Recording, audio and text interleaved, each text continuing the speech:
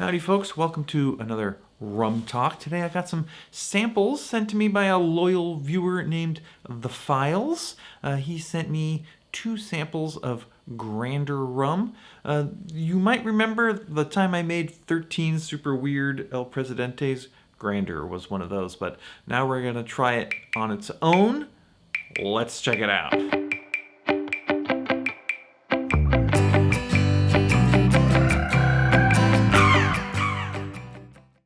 So, what is Grander? Grander is a Panamanian rum.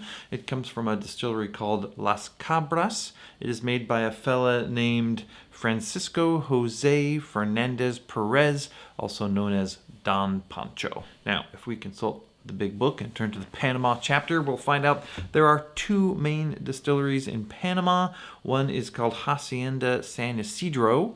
They make Don Abuelo primarily, and then the second one is Las Cabras. They make most of the rums that you've probably had from Panama.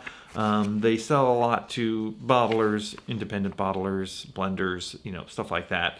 They make Bumbu, Canabrava, Silva Rey, a bunch more.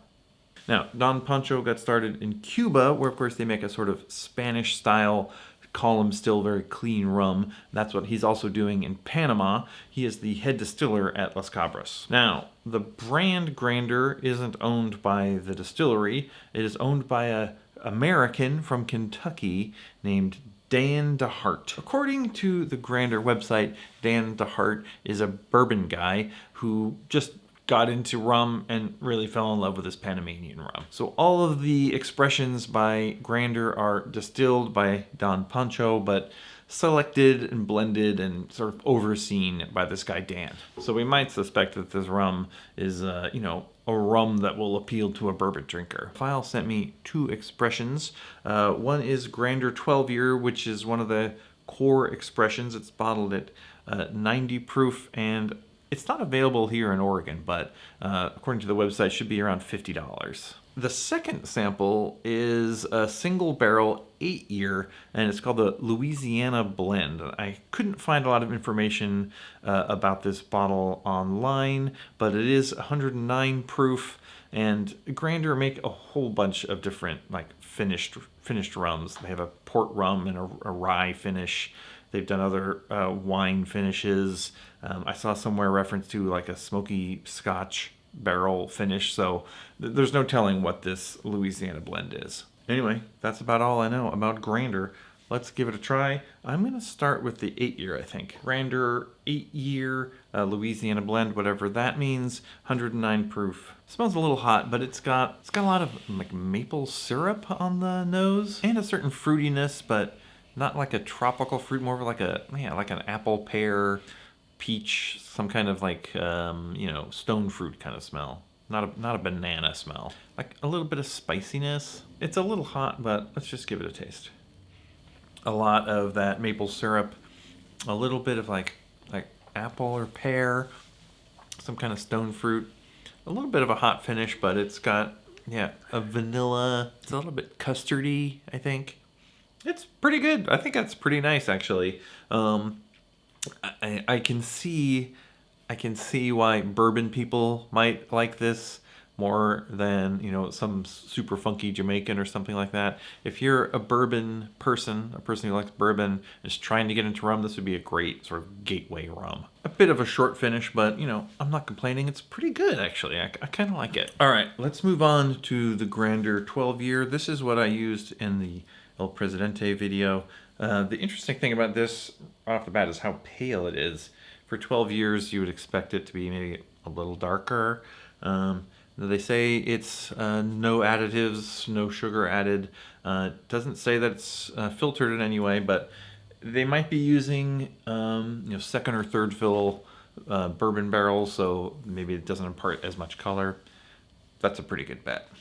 Let's give it a taste. This has a little bit of that sort of maple syrup aroma, but a lot less. But yeah, very clean, kind of column still rum. Let's give it a taste.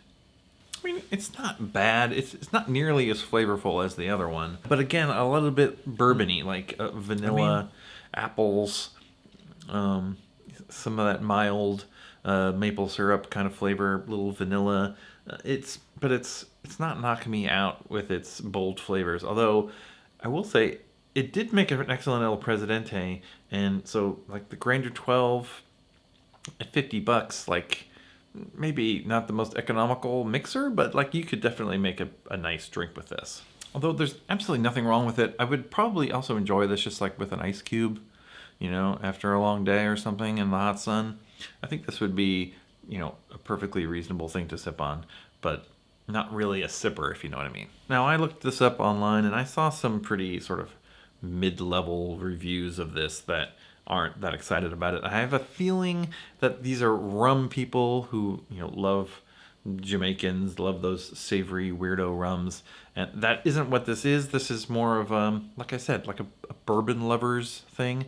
The story they tell on the website about the owner being a bourbon guy makes a ton of sense. Like this is very bourbony rum that a bourbon lover would probably enjoy, but maybe a rum lover, should temper their expectations. Although some of those interesting finishes might be super, super cool and weird, so it would be neat to be able to get that in Oregon. But alas, that isn't happening. Of these two, I definitely prefer the higher proof single barrel 8-year version. If you can find one of those out in the world, I'd recommend it. If you're looking for a slightly higher class mixer, you could go for the Grander 12. You could do worse, but it's actually not bad. There's nothing wrong with it. It's just not super duper exciting. Huge thanks to TheFiles for sending me this. I really, really appreciate it. I love trying new stuff that I can't get here. If you want to send me something, just get at me over on Instagram or email me, so I'll send you my actual address. I do love getting free stuff. If you know anything else about this rum, put it down below in the comments. In the meantime, thanks for watching, and we'll see you next time.